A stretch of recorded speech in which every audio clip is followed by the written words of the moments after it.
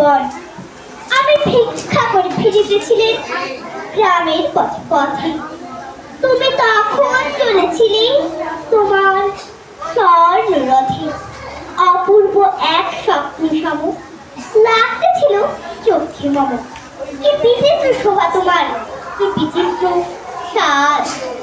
আমি মনে ভাবতেছিলেন এ কোন মহারাজ, আজ শুভক্ষণে রাত পোহালো। ভেবেছিলেন তবে আজ আমার দাঁড়ে দাঁড়িয়ে ফিরতে না কি হবে। বাহিরে হতে নাহি হতে কাহার দেখা পেলেন পথে। চলিতে রথ ধন্য ছড়াবে দুই ধারে। উঠা উঠা কুড়িয়ে নেব নেব ধারে ধারে। দেখি সংসার রথ থেমে গেল আমার কাছে এসে।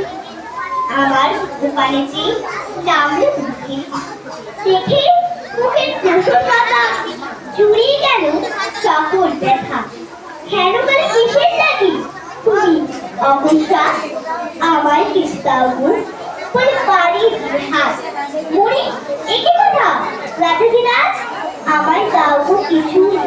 তুমি ক্ষণকালের স্তরে রইল মাথা নিচু।